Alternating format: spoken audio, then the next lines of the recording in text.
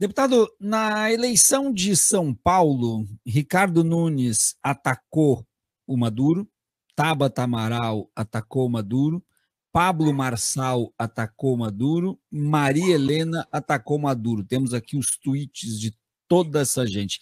Boulos foi o único candidato à prefeitura de São Paulo que não atacou o Maduro e que diz que vai aguardar o resultado, a publicação das atas e tudo mais. Isso demonstra o respeito à soberania de um país e, mais do que isso, um diferencial também do Boulos enquanto candidato e enquanto partido e complemento.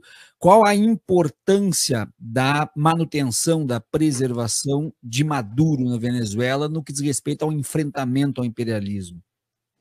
Acho que isso é uma demonstração concreta que das outras candidaturas que se manifestaram, a gente não podia esperar nada diferente exatamente daquilo que fizeram, porque não começaram a fazer isso hoje, né? Ou seja, esse posicionamento político, ele não começou agora, ele vem de muito e muito tempo.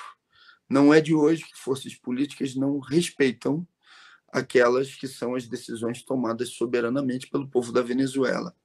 E há uma falta de entendimento ou de compreensão, ou um entendimento que eles não querem colocar em discussão, de que você pode não ser aliado do governo Maduro, você pode ter críticas ao governo Maduro, você pode, inclusive, não fazer parte de uma posição política de adesão plena ou de legitimação do governo Maduro, mas não fazer coro com o golpismo, não fazer coro com uma posição política de embargos que faz com que a alimentação não chegue para o povo venezuelano.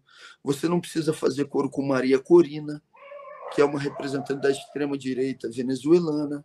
Eu, por exemplo, com as informações que me chegam, tenho uma crítica muito forte, contundente, por exemplo, nas relações do PC, do Partido Comunista Venezuelano, com o governo Maduro. Eu acho assim, não vejo e não recebi até hoje justificativas para aquilo que foi realizado na Venezuela como um todo em relação ao Partido Comunista. Então, eu tenho também críticas a partir das informações que me chegam.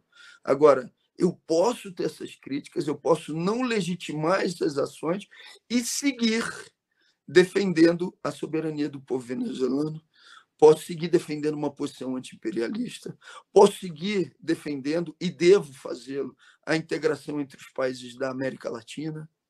Isso é plenamente possível. Isso deve ser feito. Isso deve ser realizado. E, especificamente no caso da Venezuela, acho que não dá para a gente imaginar que tem alguma avaliação neutra que vai ser feita desse processo. Ninguém está discutindo aqui a saída do governo Maduro para a entrada de uma opção à esquerda do governo. O que está se discutindo, que a grande mídia está colocando ou seja, não se respeita aquilo que foi a programação do Conselho Nacional Eleitoral para dar posse a quem? Para dar posse à representação de um candidato apoiado por Maria Corina, que é da extrema-direita venezuelana. Então, ninguém está dizendo aqui que vai entrar um liberal cheiroso, não. Né? E é claro que está carregado de ironia aqui a minha fala nesse sentido. Ninguém está dizendo isso, não. A gente está dizendo, é importante que as pessoas saibam que a opção que está colocada e que está sendo defendida pela grande mídia é a entrada de uma força de extrema-direita, completamente ligada, conectada, subserviente ao conjunto dos interesses do Departamento de Estado nos Estados Unidos. E essa história ela não vem de hoje, porque a contestação aos resultados eleitorais na Venezuela elas estão aí desde sempre. Qual foi a eleição na Venezuela, desde o período de Chávez, que não tenha sido contestada pela oposição? Não adiantava o Centro Carter dizer que as eleições eram legais, regulares, que a oposição não reconhecia o resultado. Lembremos que quando Maduro ganhou também por 1% dos votos lá do Capriles, eles não reconheceram o resultado e disseram que apresentariam provas irrefutáveis da não lisura das fraudes eleitorais, provas essas que até hoje não foram apresentadas.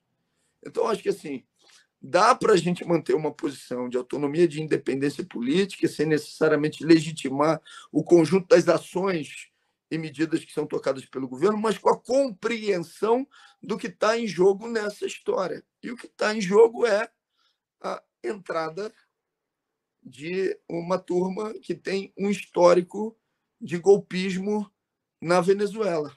É isso. Ou seja, então, alguém tinha alguma dúvida de que, se não saísse vitoriosa, a oposição ela contestaria o resultado das eleições?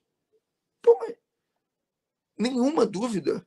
Sempre aconteceu na Venezuela. Né?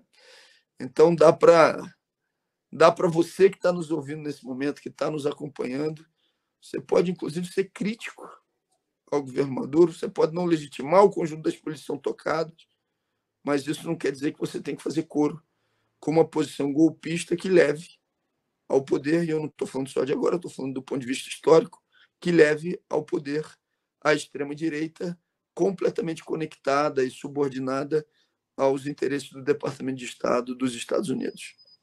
Muito bem.